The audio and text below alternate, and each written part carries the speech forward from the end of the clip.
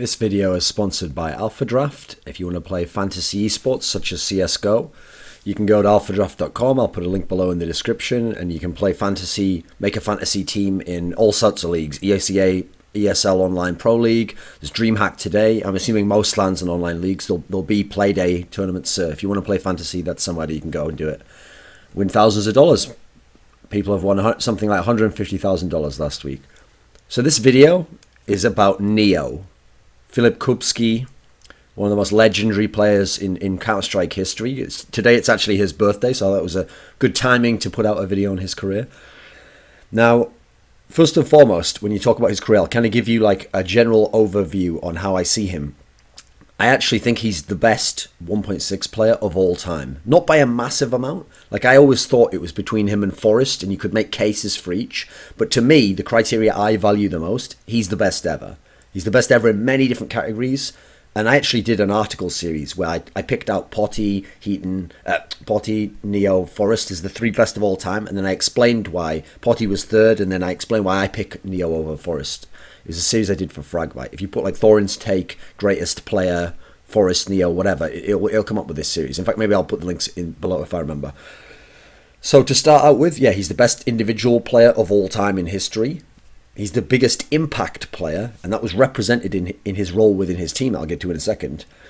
And he was the hardest carry player as well of all time. Like, the guy just left on his own in a team, could just carry every single game. So to start off with, okay, he named himself Neo, like Neo out of the Matrix. And obviously the whole joke of the Neo in the Matrix is that once you get to the end of the first movie, if you haven't already realised, and I suppose most people haven't, that Neo is an anagram of one. And the idea was they were searching for the one, like the special one who would be able to do magical things and overcome the Matrix and get them all out of tyranny, etc. And actually, in that sense, it's kind of apt here, because Neo was the one. He was the special player above all other special players. Like, actually, even his history. He grew up, and his father apparently had a LAN cafe when he was like a young boy. And he would play there even as like a 12-year-old kid playing Counter-Strike. There's like pictures of him. And it's almost like he was the kid who grew up in the Matrix and then became like the best ever. And just, I always used to say that, actually, because when I used to talk about Potty started CS, I think when he was something like 18 or maybe even 20. He was already like one of the more mature players, and then he was the best. But I always used to say, right, what's going to get crazy is when we get one of these kids who started when he was 12, and then he becomes the best when he's like 15, 16, 17. Because all the experience he'll have had, and then also getting to learn from the experience of those other great players, that's when, if the guy's got talent, he's going to be the max level. And that's actually what turned out happening with Neo. So in terms of being the best individual player, the hardest carry, now you can especially see that he was the hardest carry from the years like 2006 to 2008. This is when you could like hard carry the most. Within his team, also, the difference is Forrest. Okay, Forrest had Get Right. Forrest had, who obviously now is the greatest CSGO player ever, but at the end of 1.6 was the best 1.6 player from Sweden for the last couple of years. Forrest had a couple of years like 2006, 2008 where he was hard carrying, but okay, he also had Tentpole. Tentpole's a phenomenal player. He was a great all-round player, like a guy who could just do almost anything. Almost like an Olafmeister, except he wasn't the best, okay? He also had DSN as like a secondary player who for a couple of years was a very good AWPer. Later on he had Gux. Neo never had talent on this level. Neo essentially had Taz, and Taz was the in-game leader for a few years, so his impact wasn't as great. And then the couple of years Taz wasn't the in-game leader, yes, then his level got very good, and he had like maybe a year and a half where he was a top player, but not on the level of like the Gux, Get Right, Tentpole. These players were above and beyond, so Forrest had a lot more help. Neo had very little help, and in fact, I always used to say, he's the guy of all the great players who had the least help in terms of teammates, as in stars, by the way, not in terms of actual help. Like, he had very good role players, and he had certain role players that helped him in ways that other teams didn't have, like very clutch role players, or players who could fit together and synergize well, play together for a long time, play this one aggressive T-focused style. Yes, they could do all that stuff. But in terms of just raw skill, raw help to get frags on the board, Neo had the least help of any superstar ever. And yet, he won the most majors of any superstar player in the history of Counter-Strike. Think about that. And I hope you can see the implication I'm making here, because I'm going to make it direct now. He was the main reason they won all those majors. Without him, you can put any other player in. I mean, stupid as any other Polish player, because there's no other Polish player on his level. But you could put any other great player in, and I don't think they win as many majors. And put any other normal player in, they definitely don't. That's the difference he had. Now, yes, you could say the other team was built around him well. Okay, that's all great.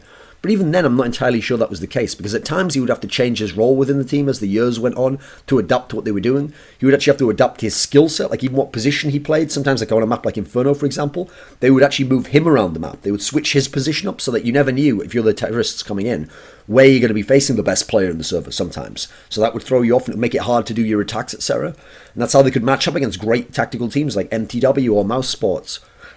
Because of his skill set, he could pretty much do almost anything. Like, his skill set was crazy. First of all, he had some of the best rifles ever. But it wasn't like the Forest always pure sick aim. He was like more spraying. He was like a hybrid spray burst sort of player, but he was really good with it. His skills were totally on point. He could AWP. For all the players who were all-time great rifle players, he is by far the best AWPer. Like, no one who was primarily a rifle player was ever as good at AWPing as he was. And yet he didn't have to use it all the time. He would just use it every now and then when it made sense, or on a map like Train, or on a map like Inferno if he's playing Banana. His pistols were extremely good, very polished. Again, not the level of like an Edward Forrest quite, but he was up there. He was like a consistent pistol player, which is very important to win pistol rounds. Counter-Strike 1.6 was very important to win pistols because there wasn't as much chance to eco back, and there weren't the OP pistols for people to buy like in CSGO. One area people always bring up. Okay, here's what's interesting. When you say that Forrest had like the best movement, people go, "Whoa, what are you talking about? Neo had the best movement." It's because you have to define it more than just saying the word fucking movement and leaving it at that. Forrest has the best movement in terms of fluidity. Like, his movement looks like it's effortless, and he never like mistaps the control when he's trying to do the crouch walking. It's always just flawless, minimum amount of like mistakes ever made. Neo's movement was the craziest, as in the scope of what he could do and how he could always pull it off was incredible. Like, his movement on ladders is above and beyond even any other place. This doesn't sound like anything to see people in CSGO. Like, what do you mean move up a ladder? You could juke off ladders, and you could move up them really quickly, and you could dodge peek people, and then when you are moving around, you could jump through the air and use the air acceleration to get slight curves on a peak. All this sort of stuff Neo could use like the best, and he had insane skills and was a mega consistent player and the hard carry of his team and super good under the clutch. Now listen, in terms of clutch, he wasn't like the most clutch player. Like, I've seen players definitely who were better in that respect, who would win more clutches, but he was very good. And of superstar players, he was one of the best. The only one I think who was probably better in terms of superstars was probably Potty, because he just was a genius at 1v1s. But aside from him, like when you put up like the Forest, Markelov, all these legendary names, players, Kogu, then among them, Neo was the best. In consistency, I have never seen a superstar who was as consistent as Neo. Remember, he was the best player ever and the best player in the world for many years, yet he was also the most consistent. Like, okay, in the early years, he was consistent by just uber hard carrying every game it felt like. 2006, 2008, he was just wrecking everyone. Then in later years, the game became less like you couldn't really dominate individually as much, because first of all, the skill level of all top star players rose up, so suddenly the stars were closer to the superstars. Secondly, teams organised their team better to not just be based around one player, and also the tactics of the teams went up, and people learned, like MTW type teams learned how to shut down certain stars like Forest, etc. So you couldn't be just the hard carry in every game. But with that said, he was insanely consistent. Like, what's funny is the years when they actually had really like light years, like the best one was 2010 when Pasha just came in the lineup. So as a result, they didn't win a major that year. In fact, they only won one decently big tournament, which was E-Stars. But in this year, 2010, Neo, once the team got it together in the middle half, was the best player again and was still a top player. And then in 2011, where early on they didn't win a major until the end of the year, they were like getting top fours, top twos, etc., winning like smaller events. He was actually consistently event after event after event that they weren't winning, being the best player, like statistically and just impact on the game. And if you'd look in a big close series, they'd lose, and he'd have been the best player even though they'd lost. That's the level this guy was at. And so when you add in those years to the hard carry years, to the years before, now if you start where his team started winning majors, he literally had like 7 years of being, if not the best, one of the top five, one of the best players of all time, like top 5 player for 7 straight years. Then add in the years we didn't really know that much about, where he's just playing online and smaller lands, you're getting up to like 9-10 years as a very good player.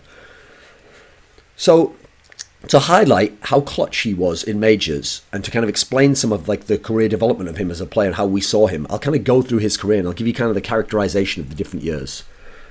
So way before there was ever a Golden 5, before they ever won a major, so early, right back in 2004, this is when I first started to really hear about Neo, because in online games, his teams were playing in like Euro Cups and stuff, and demos started to come out of this guy Neo, and he was crazy, and he had like the round versus Titans on the Titans, on let me think, it was on Inferno where he was in the balcony and he headshot them all as he ran out with a USP. I think he got every single one with a headshot, or the first four. The Danish team there. And then another aspect was there was the Nations Cup, which was like I guess we have it now. We had like the World Championship or whatever it was called, the European Championship, whatever, where it was run by, I think it was EFRAG, wasn't it? Where you have national teams and they play each other. Okay, this used to be not a big deal, but it used to be like a bragging rights thing back in 1.6. Well, the first few seasons were just won by Sweden every time. It was always like Sweden, Finland, Norway were like the best teams.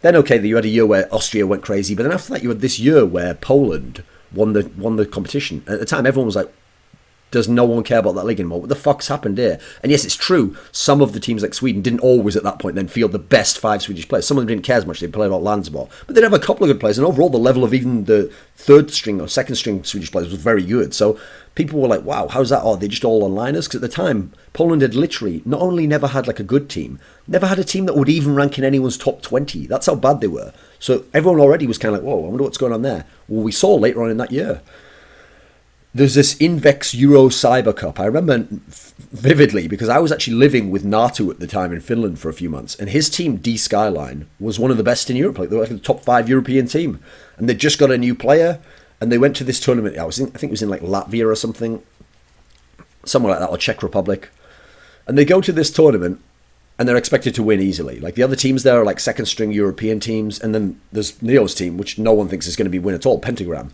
And actually, that team wins this tournament, and everyone's like, whoa, what the fuck happened? And again, everyone's thinking, oh, D-Sky must have played really badly. But actually, it turns out that's like a forebearer, that some of the players in this team at least are great. Like at the time, it wasn't all the Golden Five. It was Neo and Taz, the two obviously remain even today in Votus Pro. It was Luke, who was another member of what would become the Golden Five. But then the other ones were players that you wouldn't know now if I mentioned. Now, going into 2005, the team was able to win the Samsung European Championships. Okay, they're winning like smaller lands, and they'd won some small lands in like Germany and stuff. But okay, they have like some hype behind them, but they haven't really broken into the main scene of like the big tournaments or had any big results. Now that happens in 2006, because I think it was around like June or something, when apparently there was this story where Neo might have left and gone to like a German team. But anyway, they keep it together, and they'd got Lord already, and they managed to get in Cuban. Now they've set the Golden Five lineup. They win one of the first events they go to, WSVG UK, which had a bunch of good teams there. They win that.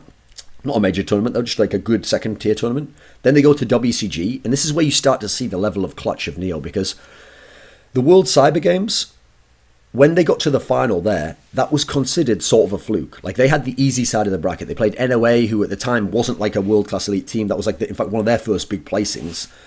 The Danish team was Zonic and those guys. On the other side of the bracket, you'd had Lurpus's team, 68N, 28E. They'd played at NIP in a really close series, but NIP had come through. And now NIP was overwhelming favourites to win this tournament, because in this year, NIP's already been the best team of the year. They've won a bunch of tournaments. They've got the best player in the world, Zet, who's like tearing everyone up. They've got Valle, who's like this legendary AWPer. And in fact, in this tournament, in this final, in fact, is when he had that famous 1v5 on train where everyone, Tosspot was like, this is sensational. They had Spawn standing in for them, one of the greatest players of all time from SK, standing in an IP. They had players like Robard as like role players, Inns. So this team was overwhelmingly favoured to win the tournament. Instead, the Poles win it in 3 maps, and then there we go, first major for Neo there. In 2007, the team already now is at this elite level. They've had these couple of tournaments at the end of 2006. 2007, they're in an elite level. They finished second a couple of times. Then they win the first IEM, which is counted as a major by some people. Personally, I don't in terms of my criteria, but I will for the sake of this argument, and I'll explain that later. But okay, they win this over, I think it was H2K, this lineup that had Wimp and this Danish lineup in the final. They win that, so they're already at 2 majors in like less than a year.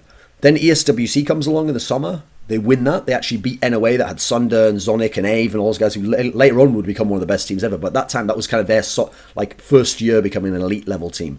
They beat them in the final. It was in France. This was the one where Neo, in the final on Inferno, has like an insane 1v2 clutch where he kills a guy in the pit.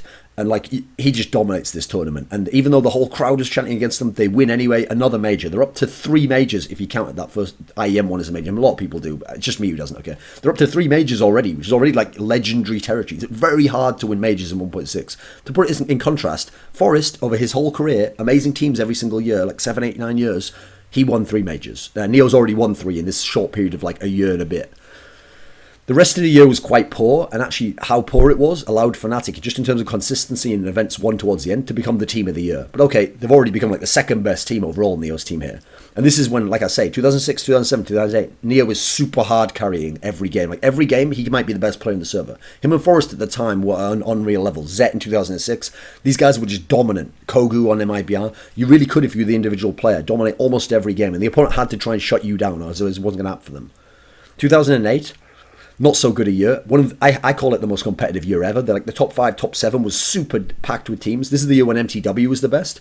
But even so, Neo still plays very well. They still managed to repeat and win the ESWC, which no one had ever done 2 times in a row. Now they're up to 4 majors. And in this ESWC final, super, super close final against Istro, the Koreans with Solo and Bale and those guys. And again, Neo's like probably the MVP of the tournament, playing amazingly. 2009, this is the year where it's the driest for them in the Golden 5 era. They have all these problems. They have all these sponsor problems where they can't even attend some events. And when they are attending events, sometimes they're finishing like 4th. It's not going that well for them. Even though at the beginning of the year, before the sponsor problems, when they'd been in NYM with like a lot of money actually, they'd managed to finish 2nd to the great Fnatic lineup that would dominate that year and get a final of a major. But this time they lose in the final of the major for actually the first time ever. Let me think. Was that the first time ever? Yes, it was. Okay, so let me think, where was that? 2009. Okay, so yeah, the rest of the year was quite dry, and as a result, because Fnatic then has what at the time was one of, if not the most dominant year ever, winning almost everything and wrecking everyone, because that's when they put together the trio of Get Right, Forrest, and Gux in one lineup, and they were just wrecking every single team, like not even losing maps often. So since they're so dominant, they come into WCG, and that's like the last tournament they need to win. Like it's the major at the end of the year. Everyone's expecting Fnatic to win it. Throughout the playoffs, Fnatic isn't losing a single map. They're wrecking everyone all the way to the finals. On the other side of the bracket, here come the Poles. Now they don't even have an organization. They're playing under the name Again. Every single round of the playoffs, they lose a map. They win 2-1. The first one, very close over the Finns. Oh no, the first one was against H2K with Threat. Then it was over the Finns with like Natu and Ruit and Conte. Then it was over the team that actually had Dossier, etc. But that was their first major tournament, like C-Max GG. Then in the final, they face Fnatic. And Fnatic is supposed to win this. Again, Fnatic in this final is an overwhelming favourite. Like, okay, in some of the other ones, let me think about the other ones. So like WCG 2006, like I said, NiP was an overwhelming favourite. ESWC 2000 wait a second, IEM number 1. Okay, I'll give that as like, who would be the favourites for that one? Yeah, okay, I'll give the Poles that one actually, because H2K wasn't a great team. So okay, there's one that they were a favourite for. They were a massive underdog on that one. Big, a big favourite for the H2K one. ESWC 2007, yeah, they were big favourites. Anyway, had never been to an elite final before, even they'd never win a tournament. So okay, they were favourites in that one, they won. The IEM 3 Global in the beginning of 2009, that Fnatic won. For this one, they were probably slight underdogs because they'd been slumping a little bit. And yeah, Fnatic had just torn up the rest of the tournament, and so slight underdogs for that one.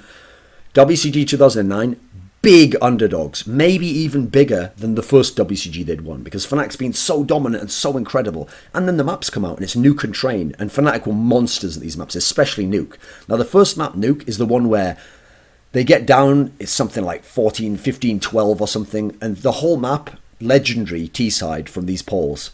Neo and his gang, they literally just give up doing strats and just free for all, and somehow they get the game in overtime. Then there's like 2 or 3 overtimes, and they win this amazing game. And then they win on Train as well. They actually blitz them a bit on that, and Neo has a great game. So they managed to steal a WCG going. Another one where they were huge underdogs. They've won another. They've now won like, let me think, what was that? That's like 5 majors. Yeah, we're up to 5 majors already. So okay, that's 2009. End of 2009, they kick out Luke and they get in Pasha. And early on, this is really bad. They're doing really badly for the first 4 or 5 months. Then they start to pick it up and become a top team, but they're not going to be a championship team. Now, Neo's playing phenomenally the whole time. The whole time, by the way, 2010, that week year, he's still one of the best players. Or like early on, just because the team's so bad, it's not like he can show it as much, but he's still very, very consistently a good player. Now, towards the end of the year, they get together, they win the E-Stars tournament in Korea. Okay, impressive result there. They actually beat the Korean team in the final, even though there was lots of European teams there. We made Fox team, made it to the final, they beat them there. nothing else for the end of the year in terms of like big titles. Like, yeah, they have some top fours again. They're getting like top fours, top threes, so they're showing they're a consistent team again, but they're not like seeming like they're ever going to win a major again. 2011 starts out, and they're already one of the best teams. Like, they're playing close series against MTW, that are legendary stuff. They make it to the final of the IEM, but they lose to Na'Vi, who are the greatest team at this point in time and are the dominant team in the era. Have just won 4 majors in a row. So actually at the time, what's funny is, okay, Neo's on 5 majors, but Na'Vi's just won 4 majors in a row. Markle, Edward, those guys. And so as a result, people are thinking like, well, they're going to even overtake and eclipse their record and break it and smash everything. Little did we know that would actually be the last major Na'Vi would win in 1.6. Now beyond that, as we go on, yeah, another E-Stars title for the guys, but still no major. Now they're getting better and better. Now they really are a top 2, top 3 team, but they haven't won a big major yet. They get to go to the Samsung European Championship, which actually was held in Poland. They play Na'Vi in the final there, and Na'Vi had always been one of the hard teams for them. They'd beaten them in the IEM final before, and obviously they'd been an underdog to Na'Vi since Na'Vi had won the 4 majors in a row. That was the 4th major, rather, for Na'Vi, so they'd been big underdogs in that one. They hadn't won that one.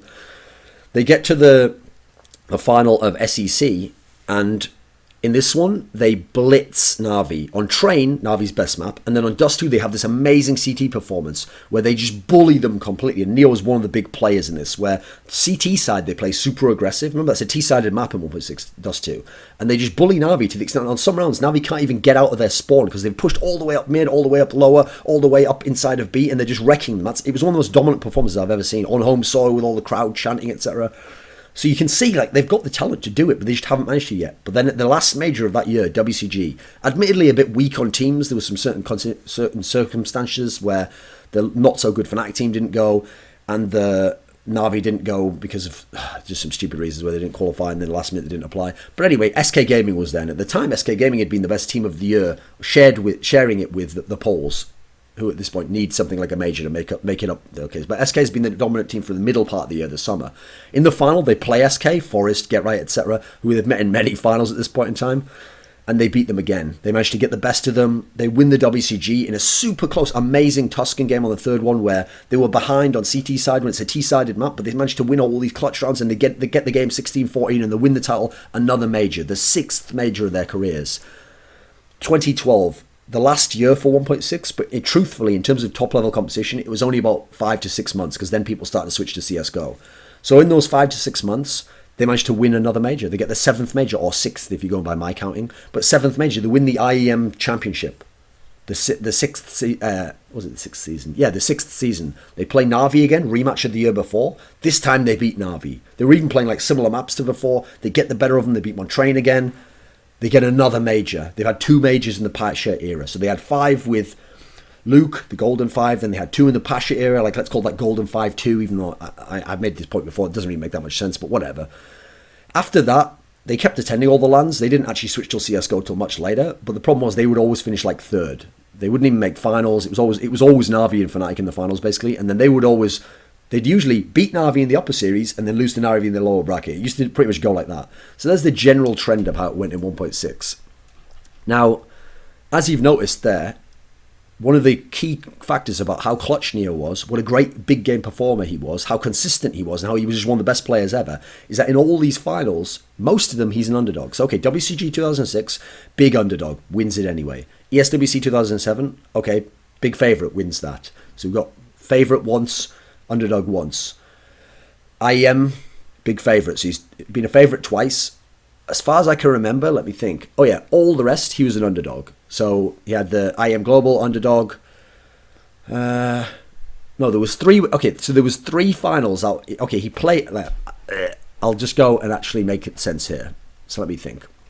So in total, Neo played in 9 major finals. I'm talking about majors, as in there's only 2 or 3 a year.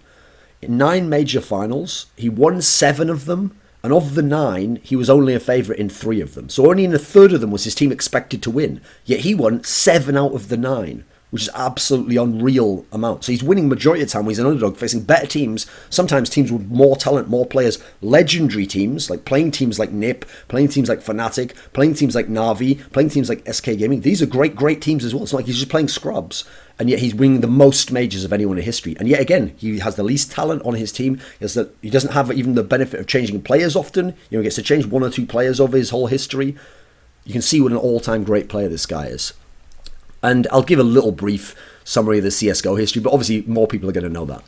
So in the early days of CSGO, when they switched over, Neo actually was struggling quite a lot. He wasn't anywhere close to the superstar. He wasn't 1.6 at all times in 1.6. In the early days of CSGO, his team was like a second or third or fourth best team. They were around that level. Early on, they were competing with NIP, but they couldn't beat NIP, and they were like second at Northcon. But they were able to win they won like a Star Series over Virtus Pro, who later become the second best team for a while. They were like basically just a top 4 kind of team. And you go forwards, and then in like September 2013, I think it was, is when they brought in. They finally made the move to remove Cube and Lord. They brought in Snacks and Bialy, and now they had the team that you know of now. But actually, for the rest of that year, they didn't have success. They didn't do anything at the major. They bombed out in the group stage. It was next year, 2014. That's when they became an elite level team in CSGO. Finally, like a true contender for world title.